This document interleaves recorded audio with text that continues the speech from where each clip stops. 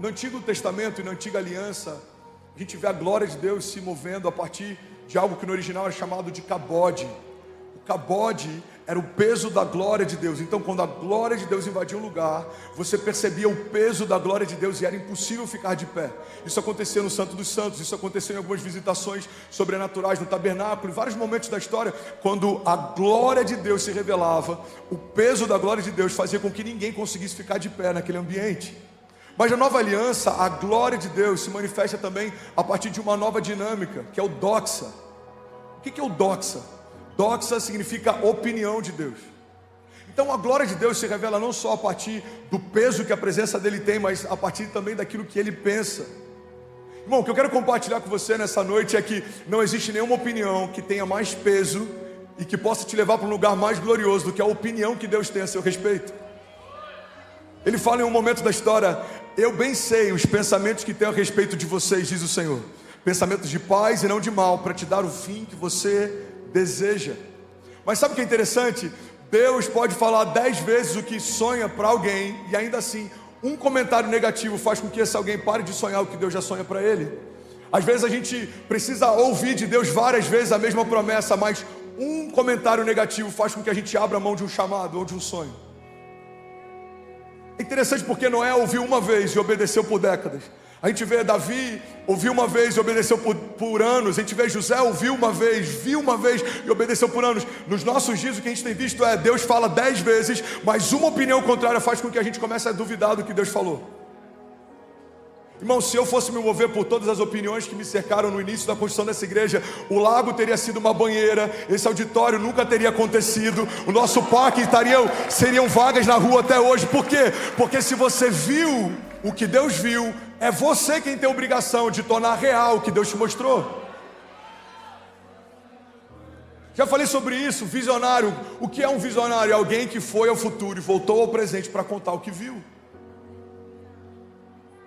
Então, assim como existe uma graça quando Deus te revela algo no futuro, existe uma responsabilidade se Deus te revelou. Você é um defensor de uma visão de Deus, ou pelo menos deveria ser.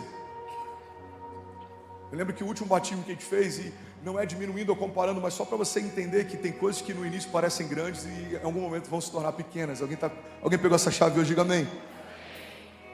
A gente saiu de um batismo que foi glorioso. O nosso último batismo foi do lado daquele auditório. Eram 3 banheiras. A gente saiu de 3 banheiras para um lago de 300 metros. E desse lago de 300 metros, só Deus sabe para onde a gente pode ir. Eu estou dando um exemplo de uma dinâmica pequena, mas não foi só o batismo que viveu esse mover. Os cultos também.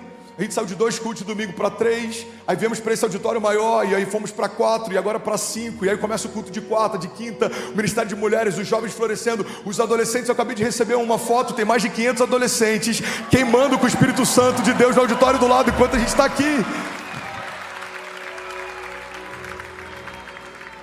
Quando Deus faz, aquilo que era impossível se torna inevitável.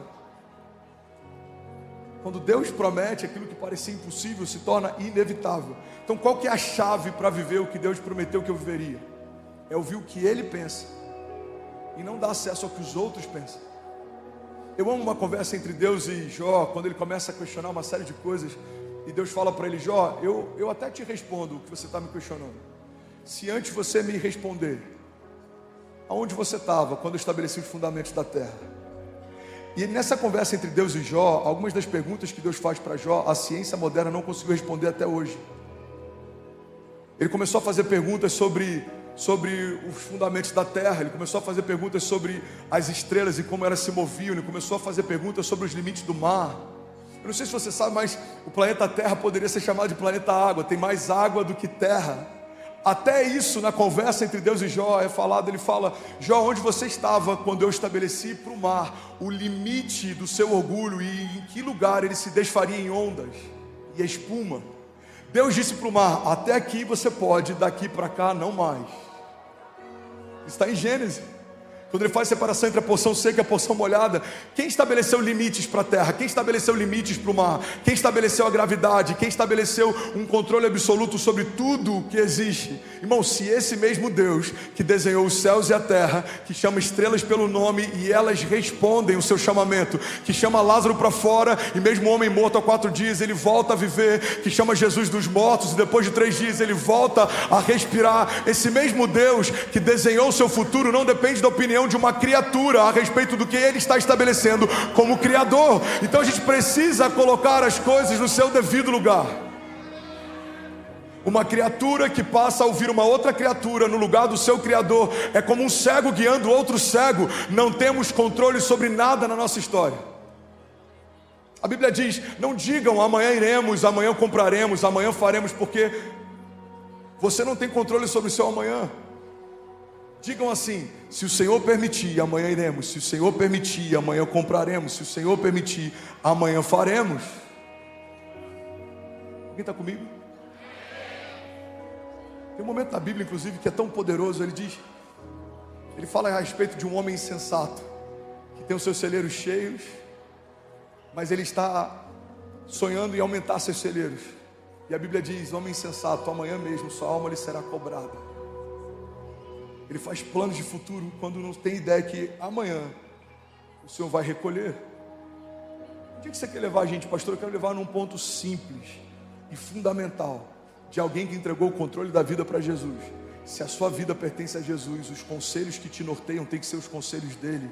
Se a sua vida pertence ao Senhor, os conselhos que vão te levar a lugares altos tem que ser os conselhos deles. A igreja precisa parar de dar ouvidos à opinião de homens e começar a buscar de novo conselhos de Deus. A opinião de Deus, a glória de Deus, o doxa de Deus, a presença de Deus, o governo de Deus. Alguém está comigo? Diga amém. Que Deus quer ser para nós não é só Salvador, mas também Senhor. Eu ontem vi um Reels de uma cantora, uma adolescente, bem conhecida no meio gospel, criticando a igreja da parede preta, e ela fala assim, abre aspas: muitas igrejas estão pintando a parede preta e colocando show de luzes para parecer com o mundo, mas a gente não precisa parecer com o mundo para atrair essa geração, porque se o mundo quisesse estar nas boates, eles não viriam para a igreja, eles ficariam lá. E aí eu vi os comentários, um monte de gente falando: uau, meu Deus, muito bom que você falou, concordo com tudo que você disse. Eu falei: é interessante, pessoas que não constroem igrejas opinando sobre igrejas, pessoas que têm um testemunho questionável, querendo questionar sobre quem está edificando vidas e batizando, e curando e libertando. Mas sabe o que é interessante? A gente está num momento em que qualquer um pode falar o que quiser, e tem muita gente parando para ouvir quem não tem nada para falar. Então, abrindo esse parênteses aqui, quando a gente traz a igreja para dentro do mundo, quando pastores sem caráter ministram sobre Jesus, quando pastores não são homens de uma só mulher, quando a gente celebra o divórcio ao invés da renovação de aliança de casamento, quando a gente transforma o reino de Deus num comércio, quando que a gente traz o mundo para dentro da igreja? Quando a gente perde a pureza, o temor. Irmão, o mundo dentro da igreja nunca foi sobre a cor de uma parede, isso é futilidade.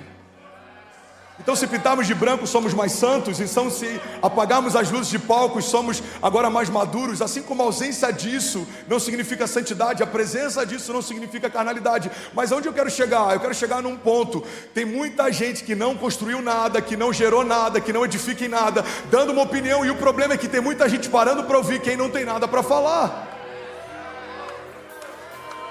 Se a gente não estiver bem firmado, fundamentado, seremos levados por todo vento de doutrina. Qualquer opinião de um artista gospel parece que é um fundamento da fé, não é. Eu conheço o bastidor de alguns deles, eu conheço a vida de alguns deles. Tem pregadores e cantores que estão 30 dias por mês na estrada. Como alguém consegue manter um casamento saudável se nunca está junto da esposa e dos filhos? Como alguém consegue ensinar os filhos sobre Jesus se 25 dias do mês está ensinando alguém da igreja sobre ele? Irmão, a gente precisa parar para valorizar mais a igreja local, pastores locais, líderes de GC, líderes de ministério, pessoas que gastam a sua vida muitas vezes sem serem vistas, sem serem notadas. Você está comigo? Fecha parênteses. Não dê acesso a quem não te dá destino. Não pare para ouvir quem não construiu autoridade para falar. E aí, tudo bem?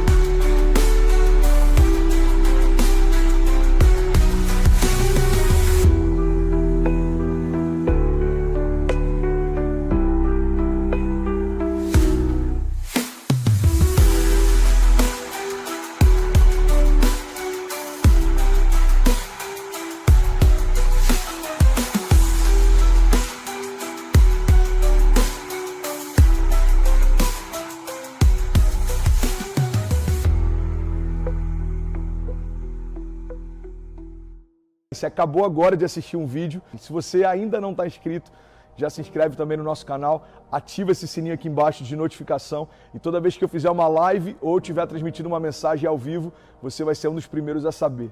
Mas eu deixei mais 2 indicações aqui que eu espero que façam muito sentido para você. Então já aproveita e clica para assistir a próxima mensagem, beleza? Seja bem-vindo ao time de incendiários e eu espero de verdade que essas mensagens mudem a sua vida como elas têm mudado a minha também. Até a próxima. Valeu!